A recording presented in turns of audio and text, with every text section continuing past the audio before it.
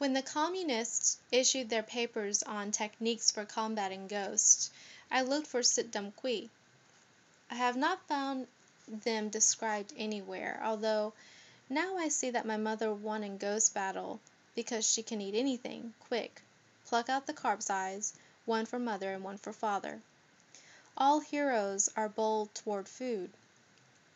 In the research against ghost fear published by the Chinese Academy of Science is the story of a magistrate's servant, Cao Cheng, a capable eater who in 1683 ate 5 cooked chickens and drank 10 bottles of wine that belonged to the sea monster with branching teeth. The monster had arranged its food around a fire on the beach and started to feed when Cao Cheng attacked. The swan feather sword he wrested from this monster can be seen in the Wentong County Armory in Shantung today. Another big eater was Chu Yihan of Changchou, who fried a ghost. It was a meaty stick when he cut it up and cooked it.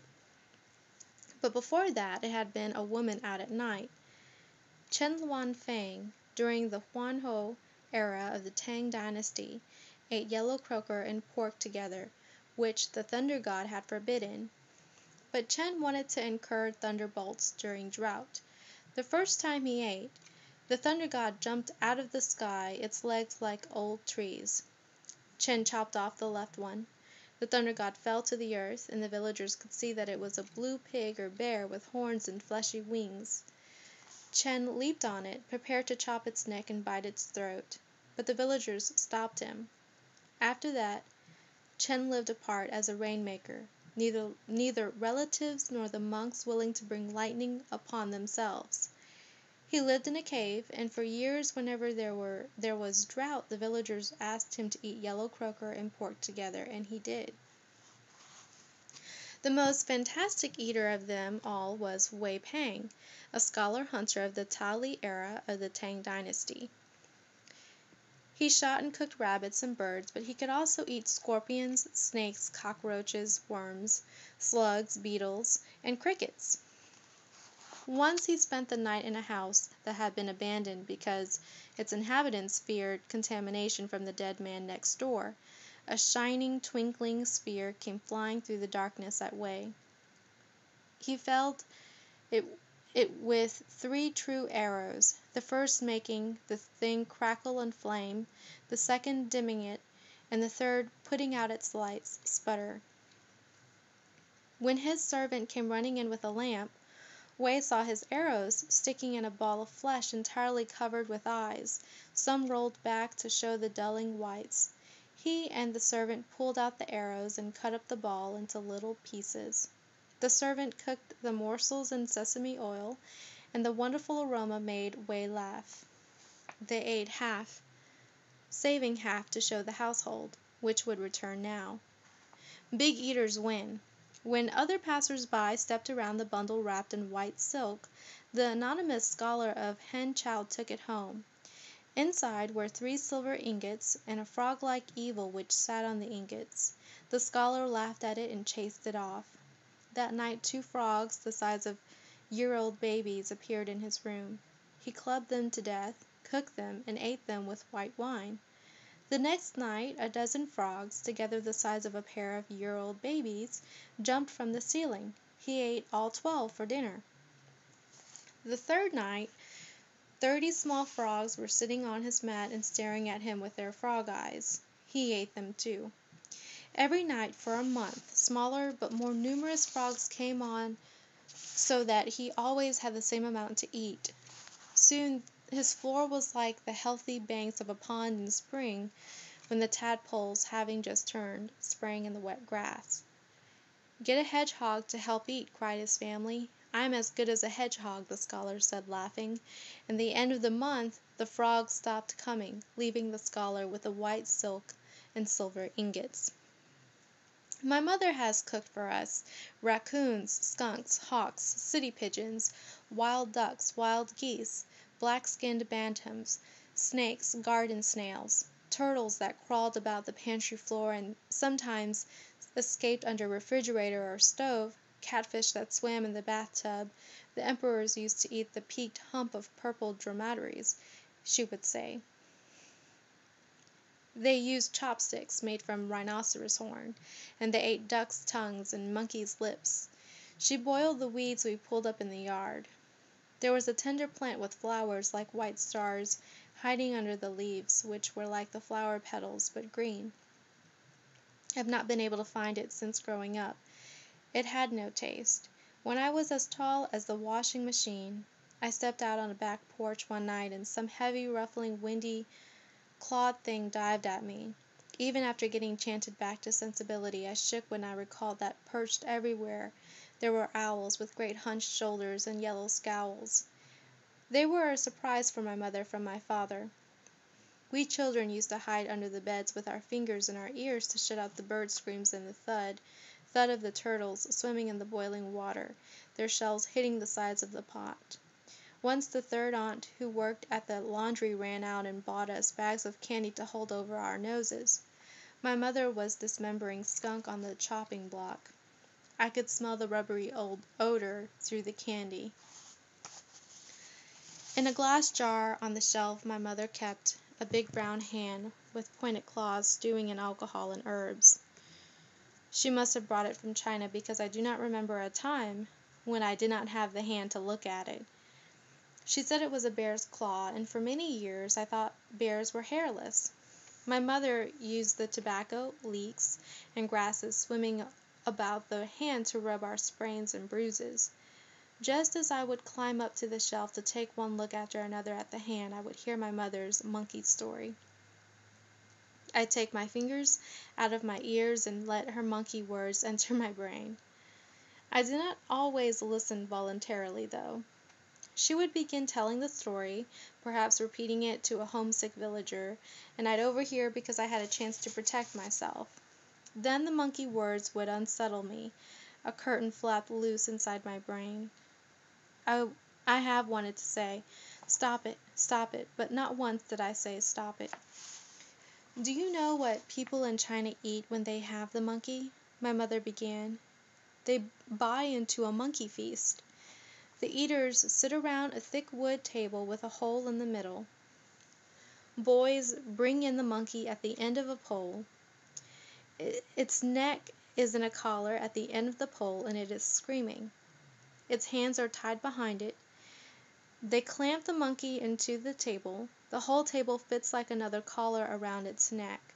Using a surgeon's saw, the cooks cut a clean bone. They tap with a tiny hammer and wedge here and there with a silver pick. Then an old woman reaches out her hand to the monkey's face and up to its scalp, where she tufts some hairs and lifts off the lid of the skull. The eaters spoon out the brains. Did she say, "You should have seen the faces the monkey made"? Did she say, "The people laughed at the monkey screaming"? It was alive. The curtain flaps closed like merciful black wings. "Eat, eat," my mother would shout at our heads bent over bowls, the blood putting a wobble in the middle of the table. She had one rule to keep us safe from toadstools and such. "If it tastes good, it's bad for you," she said. "If it tastes bad, it's good for you." We'd have to face 4 and 5 days of leftovers until we ate it all. The squid eye would keep appearing at breakfast and dinner until eaten. Sometimes brown masses sat on every dish. I have seen revulsion on the faces of visitors who've caught us at meals. "Have you eaten yet?" the Chinese greet one another. "Yes, I have," the answer, whether they have or not. "And you?" I would live on plastic. My mother could contend against the hairy beasts, whether flesh or ghosts, because she could eat them and she could not eat them on the days when good people fast. My mother was not crazy for seeing ghosts, nor was she one of those the women teased for longing after men. She was a capable exorcist. She did not mong in Cantonese. The village crazy lady was somebody else, an inappropriate woman whom the people stoned. It was just after this stoning that my mother left China. My father had made the money for the fair at last, but he sent for her instead of returning. One more postponement of home. This time, because of the Japanese, By 1939, the Japanese had taken much of the land along the Kwu River, and my mother was living in the mountains with other refugees. I used to watch my mother and father play refugees, sleeping sitting up, huddled together with their heads on each other's shoulder, their arms around each other, holding up the blanket like a little tent. "Ayah," they'd sigh. "Ayah, Mother, what's a refugee? Father, what's a refugee?" The Japanese, though little, were not ghosts, the only foreigners considered not ghosts by the Chinese. They may have been descended from the Chinese explorers that the first emperor of Qin had deployed to find longevity medicine. They were to look for an island beyond the Eastern Ocean, beyond the impassable wind and mist. On this island lived phoenixes, unicorns, black apes, and white stags. Magic orchids, strange trees, and plants of jasper grew on Penglai, a fairy mountain which may have been Mount Fuji. The emperor would saw off the explorers' heads if they returned without the herbs of immortality. Another ancestor of the Japanese is said to be an ape that raped a Chinese princess, who then fled to the eastern islands to have the first Japanese child. Whichever the case, they were not a totally alien species, connected as they were even to royalty. Chinese without sons stole the boy babies of Japanese settlers who left them bundled up at the ends of the potato rows. Now the villagers were watching for Japanese airplanes that strafed the mountainsides every day. "If you see a single plane, you needn't be afraid," my mother taught us. "But watch for planes in threes.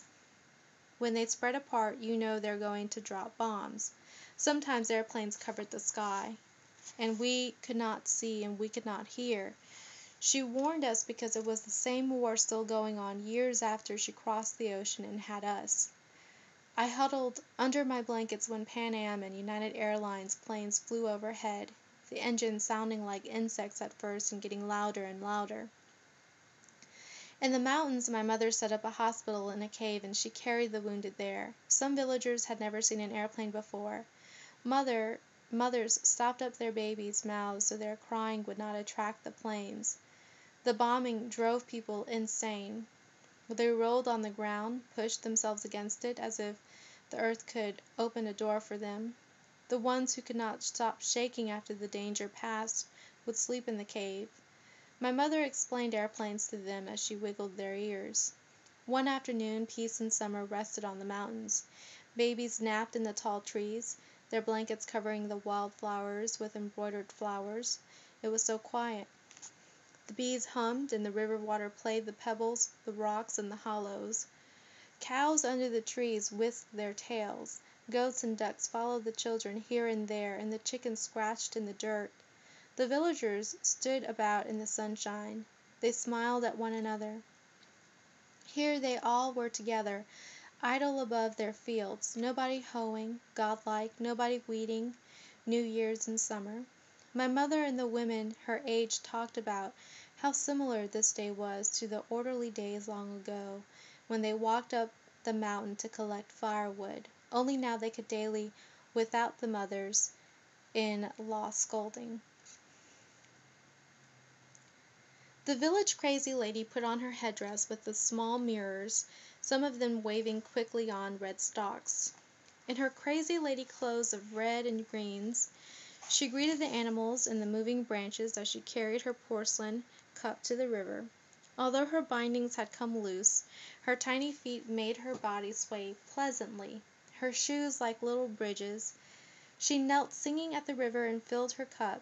Carrying the brimming water in two careful hands, she undulated toward a clearing where the light of the afternoon seemed to be concentrated. The villagers turned to look at her. She dipped her fingertips into the water and flung droplets into grass and air. Then she set the cup down and pulled out the long white undersleeves of her old-fashioned dress. She began to move in fanning circles, now flying the sleeves in the air, now trailing them on the grass, dancing in the middle of the night. The little mirrors in her head-dress shot rainbows into the green glinted off the water cup, caught water drops. My mother felt as if she were peering into Li Tui Kuai's magic gourd to check the fate of an impish mortal. One villager whispered away the spell. "She's signaling the planes," the whisper carried. "She's signaling the planes," the people repeated. "Stop her, stop her." "No, she's only crazy," said my mother. "She's a harmless crazy lady. She's a spy for the Japanese." Villagers picked up rocks and moved down the hill. "Just take away the mirrors," my mother called. "Just take her headdress." But the tentative first stones were already falling around the crazy lady. She dodged them. She tried to catch them, laughing, at last, people to play with. The rocks hit harder as the villagers came within stoning range. "Here, here, I'll get her mirrors," said my mother, who had come running down the mountain into the clearing. "Give me your headdress," she ordered, but the woman only shook her head coquettishly. "See, she's a spy. Get out of the way, doctor. You saw the way she flashed the signals. She comes to the river every day before the planes come." "She's only getting drinking water," said my mother. "Crazy people drink water too." Someone took the crazy lady's cup and threw it at her. It broke at her feet. "Are you a spy? Are you?" they asked her. A cunning look narrowed her eyes. "Yes," she said, "I have great powers. I can make the sky rain fire. Me, I did that. Leave me alone or I will do it again." She edged toward the river as if she were about to run, but she wouldn't have been able to get away on her tiny feet. A large stone rammed her head and she fell in a flutter of sleeves, the ornaments jumping about her broken head. The villagers closed in. Somebody held a fragment of glass under her nostrils. When it clouded, they pounded her temples with the rocks in their fists until she was dead. Some villagers remained at the body, beating her head and face, smashing the little mirrors into silver splinters. My mother, who had turned her back and walked up the mountain, she never treated those about to die, looked down at the mass of flesh and rocks, the sleeves, the blood flecks. The planes came again that very afternoon. The villagers buried the crazy lady along with the rest of the dead. My mother left China in the winter of 1939, almost 6 months after the stoning, and arrived in New York Harbor in January 1940. She carried the same suitcase she had taken to Canton, this time filled with seeds and bulbs. On Ellis Island, the officials asked her, "What year did your husband cut off his pigtail?" And it terrified her when she could not remember. But later she told us perhaps this lapse was for the best. What if they were trying to trap him politically? The men had cut their pigtails to defy the Manchus and to help Sun Yat-sen, fellow Cantonese. I was born in the middle of World War II. From earliest awareness, my mother's stories always timely. I watched for 3 airplanes parting. Much as I dream recurringly about shrieking babies, I dreamed that the sky is covered from horizon to horizon with rows of airplanes, dirigibles, rocket ships, flying bombs, their formations as even as stitches.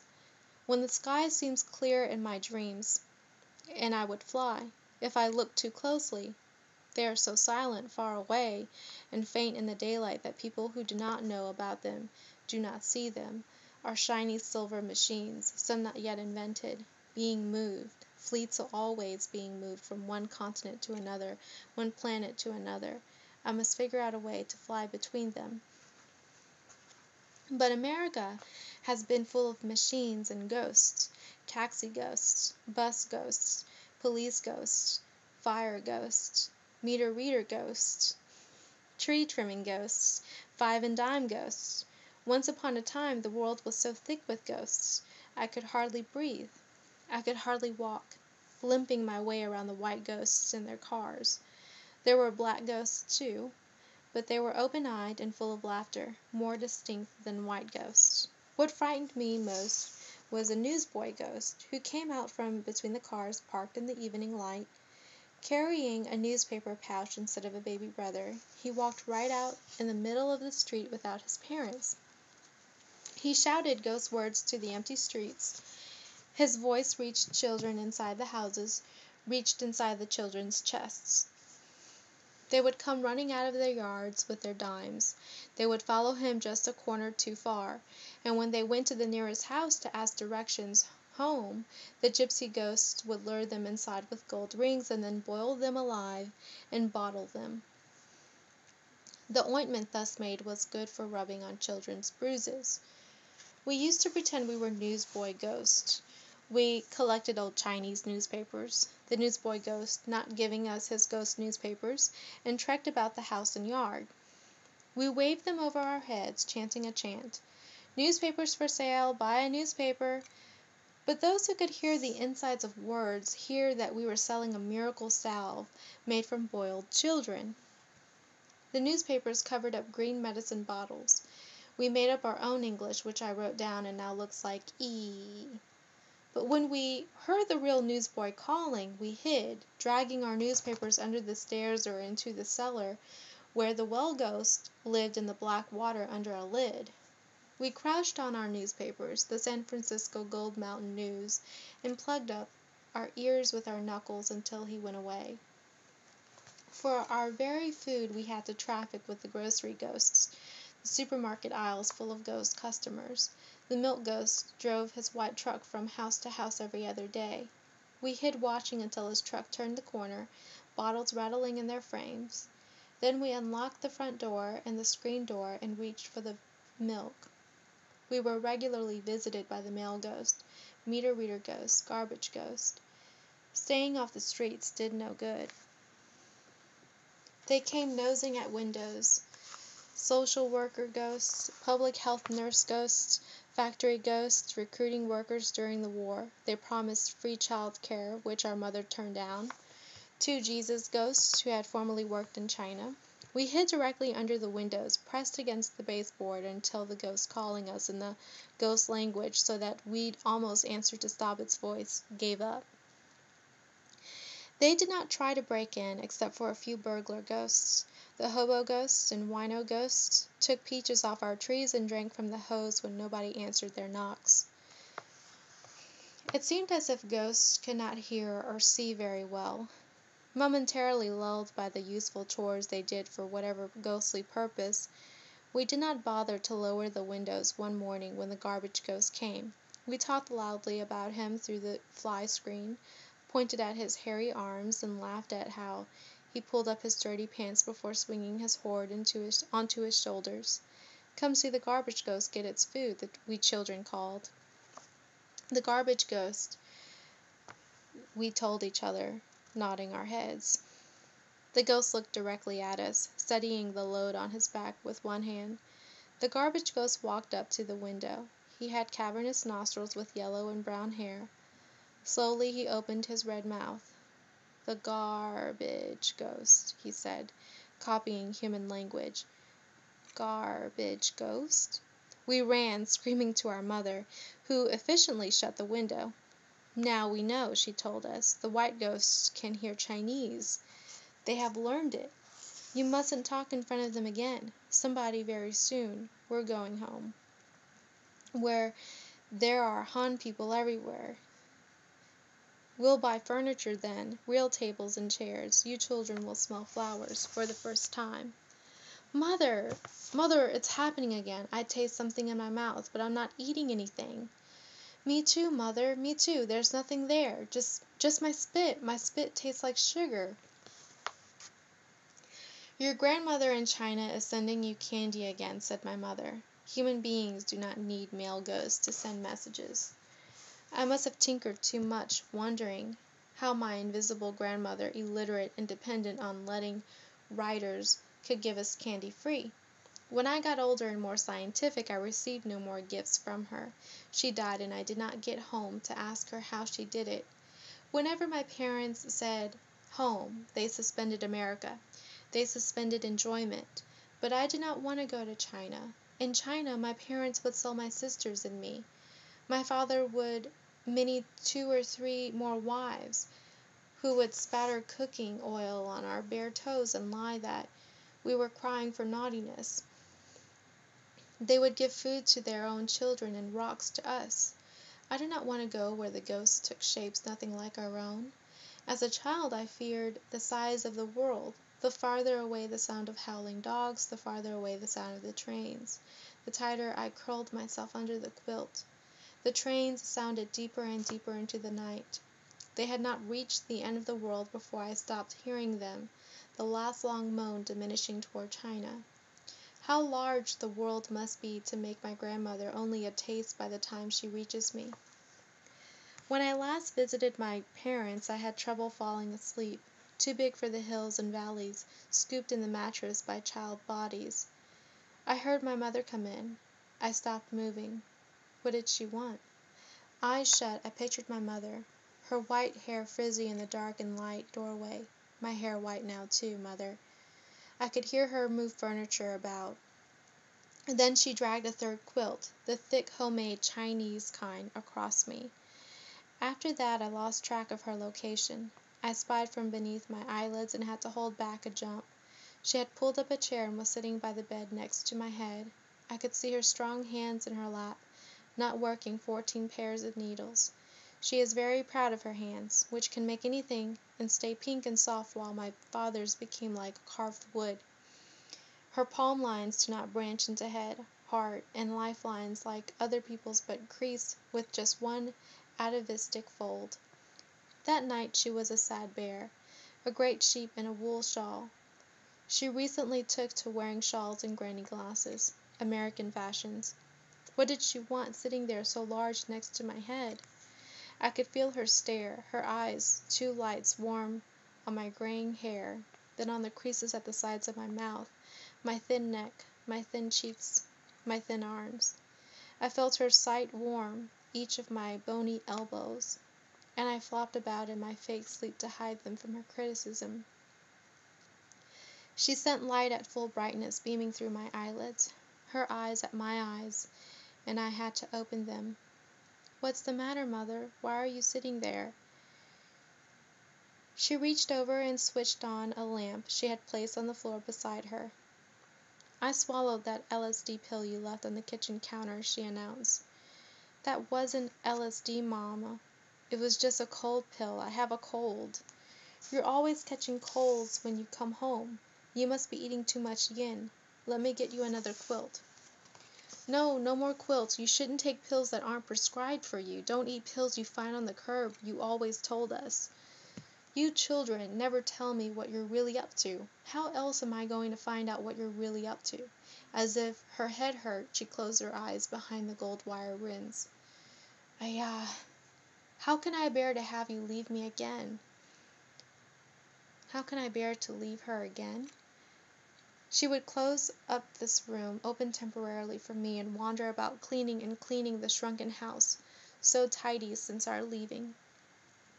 Each chair has its place now, and the sinks in the bedrooms work, their alcoves no longer stuffed with laundry right up to the ceiling. My mother has put the clothes and shoes into boxes, stored against hard times. The sinks had been built of gray marble for the old Chinese men who boarded here before we came. I used to picture modest little old men washing in the mornings and dressing before they shuffled out of these bedrooms. I would have to leave and go again into the world out there, which has no marble ledges for my clothes, no quilts made from our own ducks and turkeys, no ghosts of neat little old men. The lamp gave off the sort of light that comes from a television, which made the high ceiling disappear and then suddenly drop back into place. I could feel that clamping down and see how my mother had pulled the blinds down so low that the bare rollers were showing. No passerby would detect a daughter in this house. My mother would sometimes be a large animal, barely real in the dark. Then she would become a mother again. I could see the wrinkles around her big eyes, and I could see her cheeks sunken without her top teeth. "I'll be back again soon," I said. "You know that I come back. I think of you when I'm not here." "Yes, I know you. I know you now. I've always known you. You're the one with the charming words. You have never come back. I'll be back on Turkey Day, you said, huh?" I shut my teeth together, vocal cords cut. They hurt so. I would not speak words to give her pain. All her children gnashed their teeth. "The last time I saw you, you were still young," she said. "Now you're old. It's only been a year since I visited you. That's the year you turned old. Look at you, hair gone gray and you haven't even fattened up yet. I know how the Chinese talk about us. They're so poor, they say, they can't afford to fatten up any of their daughters. Years in America, they say, and they don't eat. Oh, the shame of it. A whole family of skinny children. And your father, he's so skinny, he's disappearing. Don't worry about him, Mama. Doctors are saying that skinny people live longer. Papa's going to live a long time. So, I knew I didn't have too many years left. Do you know how I got all this fat? Eating your leftovers. I'm getting so old. Soon you will have no more mother. Mama, you've been saying that all my life. This time it's true. I'm almost 80. I thought you were only 76. My papers are wrong. I'm 80. But I thought your papers are wrong and you're 72, 73 in Chinese years. My papers are wrong and I'm 80, 81 in Chinese years, 70, 80. What do numbers matter? I'm dropping dead any day now. The aunt down the street was resting on her porch steps, dinner all cooked, waiting for her husband and son to come home and eat it. She closed her eyes for a moment and died. Isn't that a wonderful way to go? But our family lives to be 99. That's your father's family. My mother and father died very young. My youngest sister was an orphan at 10. Our parents were not even 50. Then you should feel grateful you've lived so many extra years. I was so sure you were going to be an orphan too. In fact, I'm amazed you've lived to have white hair. Why don't you dye it? Hair color doesn't measure age, Mother. White is just another pigment like black and brown. You're always listening to Teacher Ghost, those scientist ghosts, Dr. Ghost. I have to make a living. I never do call you oldest daughter. Have you noticed that? I always tell people this is my biggest daughter. Is it true, then, that oldest daughter and oldest son died in China? Didn't you tell me when I was 10 that she'd have been 20 when I was 20? She'd be 30. Is that why you've denied me my title? No, you must have been dreaming. You must have been making up stories. You are all the children there are. Who was that story about? The one where the parents are throwing money at the children, but the children don't pick it up because they're crying too hard. They're writhing on the floor, covered with coins. Their parents are going out the door for America, hurling handfuls of change behind them. She leaned forward, eyes brimming with what she was about to say. I worked so hard, she said. She was doing her stare. At what? My feet began rubbing together as if it'd tear each other's skin off. She started talking again. The tomato vines prickle my hands. I can feel their little stubble hairs right through my gloves. My feet squish, squish in the rotten tomatoes. Squish, squish in the tomato mud the feet ahead of me have sucked. And do you know the best way to stop the itch from the tomato hairs? You break open a fresh tomato and wash yourself with it. You cool your face in tomato juice. Oh, but it's the potatoes that will ruin my hands. I'll get rheumatism washing potatoes, squatting over potatoes. She had taken off the ace bandages around her legs for the night. The varicose veins stood out. Mama, why don't you stop working? You don't have to work anymore, do you? Do you really have to work like that, scabbing in the tomato fields? Her black hair seems filleted with the band of white at its roots. She dyed her hair so that the farmers would hire her. She would walk to Skid Row and stand in line with the hobos, the winos, the junkies, and the Mexicans until the farm buses came and the farmers picked out the workers they wanted. You have the house, I said. For food you have Social Security.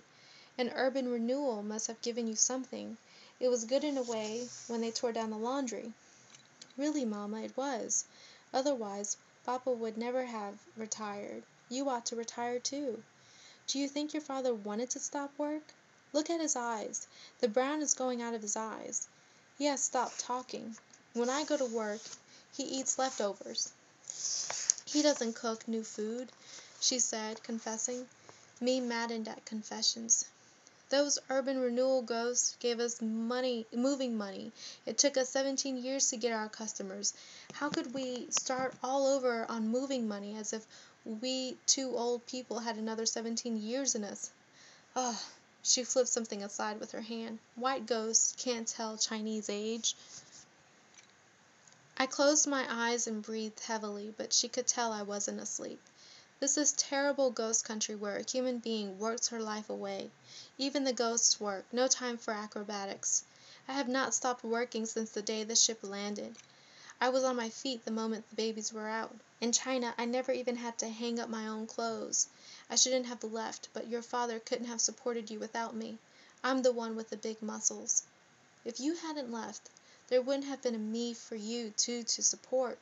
Mama, I'm really sleepy. Do you mind letting me sleep?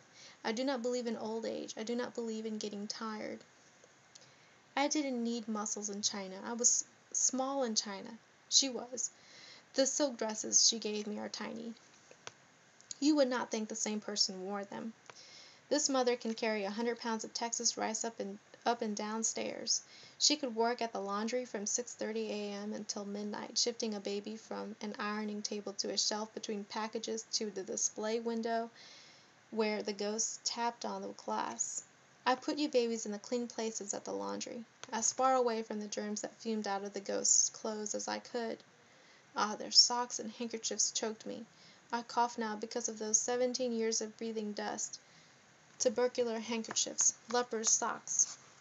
I thought she had wanted to show off my baby sister in the display window.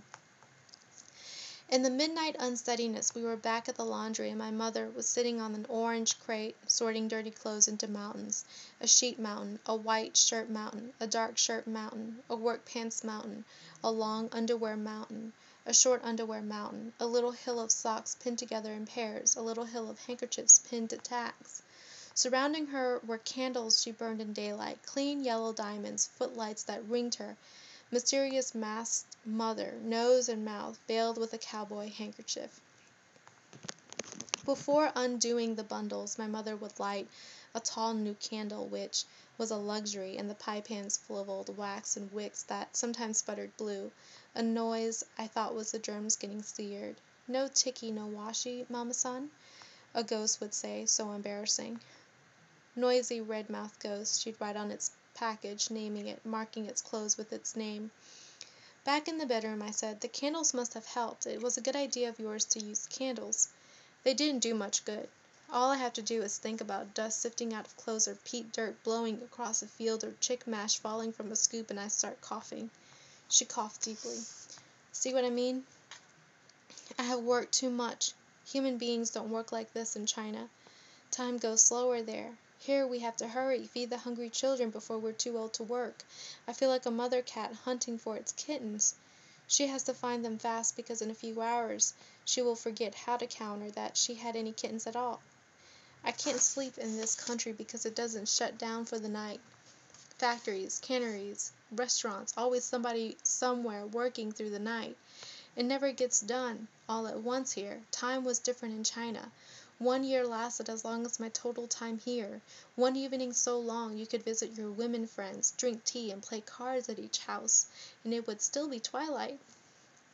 It even got boring, nothing to do but fan ourselves. Here midnight comes and the floor's not swept, the ironing's not ready, the money's not made. I would still be young if we lived in China. Time is the same from place to place, I said unfeelingly. There is only the eternal present in biology. The reason you feel time pushing is that you had 6 children after you were 45, and you worried about raising us. You shouldn't worry anymore, though, Mama. You should feel good. You had so many babies around you in middle age. Not many mothers have that. Wasn't it like prolonging youth? Now, wasn't it? You mustn't worry now. All of us have grown up, and you can stop working. I can't stop working. When I stop working, I hurt. My head, my back, my legs hurt. I get dizzy. I can't stop. I'm like that too, Mama. I work all the time. Don't worry about me starving. I won't starve.